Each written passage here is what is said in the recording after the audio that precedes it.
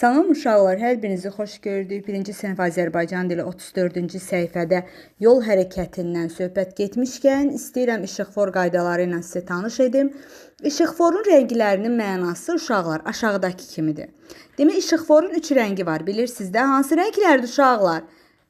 Yaşıl, sarı, qırmızı. Bəli, düz tapdınız. Qırmızı rəng işıq dayanıb, yəni işıq yananda, qırmızı rəngdə işıq yananda dayanmaq deməkdir. Sarı işıq hazır ol, yəni hazır ol. Yaşıl işıq isə hərəkətə icazə verir, yəni keçə bilərsən. Yəni qırmızı qəti şəkildə dayanmağı tələb edir ki, qırmızı işıq yananda deyir ki, dayan, keçmək olmaz. Sarı işıq hazırlaşmaq üçün siqnaldır, dayanmaq üçün qırmızı işıq yanacaq. Yaşıl hərəkət etməyə icazə verir, lakin digər hərəkət icra edənlərlə ehtiyatlı yanaşmaq lazımdır. Yaşadığımız evin ətrafında nələrin olduğuna diqqət edin və yadda saxlayın. Təsadüfən valideynlərinizdən ayrı düşsəniz, bunun köməyi ilə evinizi asanlıqla tapa bilərsiniz. Yolda səki ilə, yəni yolun kənarı ilə hərəkət etmək lazımdır. Avtomobil yolunda ağ zolaqlar çəkilmiş piyada keçidləri olur. Yolu piyada keçidindən keçmək lazımdır. İşıqfor olan yoldan keçin və qırmızı işıq yanırsa dayanmaq lazımdır. Sarı işıq hərəkəti qadağan edir hələ ki, diqqətli olaq. Yaşıl işıq yanında hərəkətə başlamaq lazımdır. Bunlar təhlükəsizlik üçündür. Demək ki, iki cürə işıqfor var. Sürücülər üçün işıqfor, piyadalar üçün işıqfor. Yolda nəqliyyatda, yolda bu qaydalara əməl etməliyik.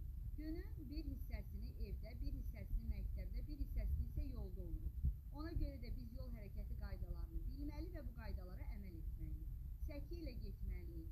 Yeraltı və yerüstü keçidlər olan yerlərdə mütləq onlardan istifadə etməliyik. Yəni səkilərdən, yeraltı, yerüstü keçidlərdən.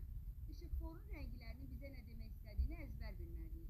Qadağan olunmuş yerlərdə velosiped sürməməli, yolu qaça-qaça keçməməliyik. Yol kənarında oynamamalıyıq. Demək, yerüstü keçid nişanları var, bir də yeraltı keçid nişanları var. Bunlara diqqət edin. Yeraltı keçidlər baxırıq, eskalatorla keçirik. Yerüstü keçidlər də bunu kimi, yəni hər biri bizim təhlükəsizliyimiz üçündür.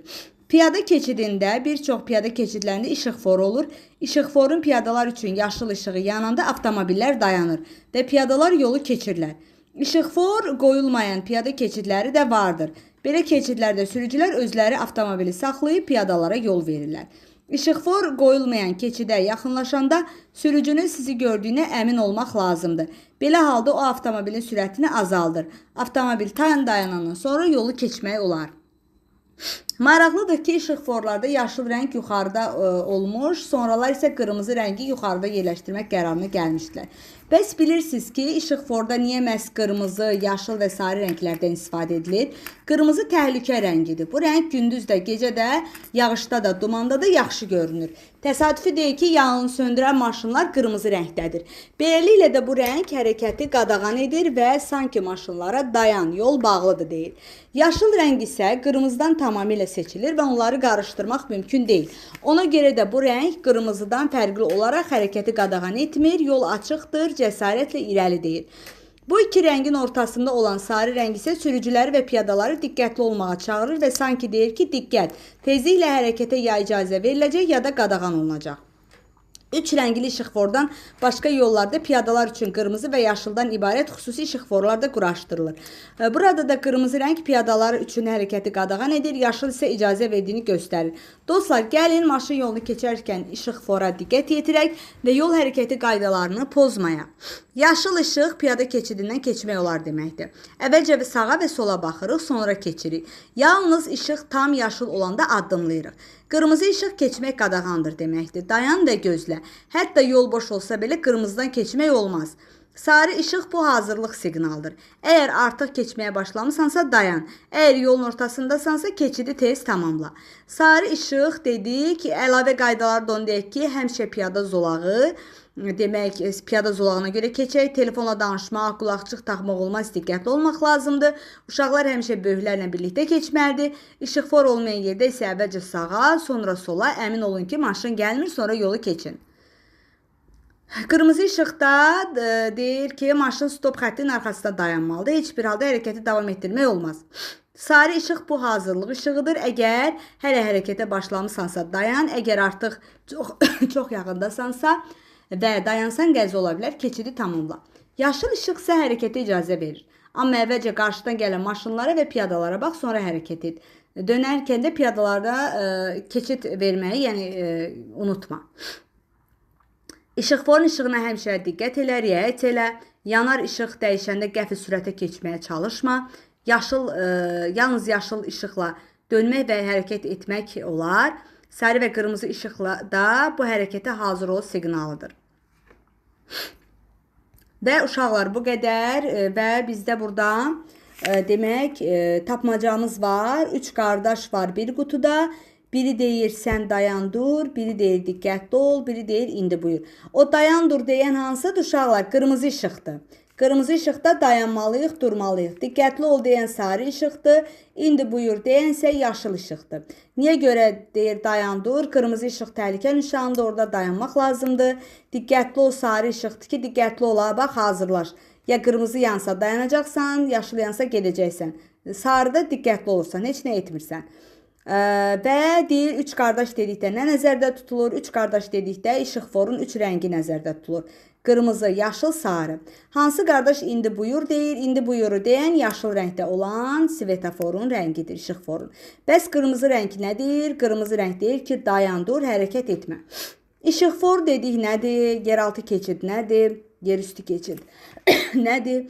Yeraltı keçid yerin altı ilə keçirsən, yəni yolu keçərkən. Görürsünüz də belə körpü kimi şeylər var. Biri var ki, yerin üstünə verilir, üst tərəfinə. Demək, biri var uşaqlar, belə başa salmışsın. Metroya gedir, düzdür, analarımızdan.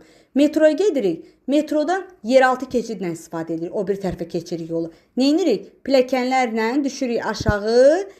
Demək, baxırıq ki, biz getdiyimiz istiqamət, yəni sağ tərəfə getməli, yoxsa sol tərəfə. Sadəcə sağımızı, solumuzda həmin məkanı yerləşdiyini biləndən sonra pilləkənlərlə keçirik bu tərəfə. Yəni yolun bu tərəfinə yeraltı keçidlə istifadə edirik. Yerüstü keçid isə necədir? Yerin üstünə belə körpü kimi bir şey var. Pilləkənlərlə və yaxud da eskalatorla qalxırıq, bax orayla gedirik, yenə belə deyim, düz gedirik, yenə pilləkənlə ya da eskalatorla düşürük. Bu yerüstüdür. Amma o körpü kimi olmayan, hündür olmayan, yalnız belə pilləkəndən düşüb aşağı, sağa və ya sola getdiyimiz o yeraltı keçiddir. Yerüstü dediyimiz o dediyim kimi körpü kimi olandır. Piyada zolağı da ki, baxırıq yolun ortasında belə xətlər olur, zolaq, ona zebra deyirlər. Həmin o piyada zolağıdır. Və piyada zolağına keçəndə baxırıq piyada zolağı olan yerdə bəzən işıqfor olur, bəzən işıqfor olmur. İşıqfor olanda artıq qırmızı yanırsa, qırmızı yanan yerdə dayanırıq. Yaşıl olanda isə artıq keçirik. Demək 2 rəng olur da orada piyada zolağındakı işıqforda. Amma maşınlar üçün olan işıqforda 3 rəng olur. Qırmızı olur, yaşıl olur, sarı olur. Maşınlar olan yerdə də yenə işıqforu gözləyiriksə, qırmızıda dayanırıq, sarıda diqqətli oluruq. Və baxırıq görüm sarıdan sonra hansı rəng gələcək, yaşılsa keçirik, gedirik.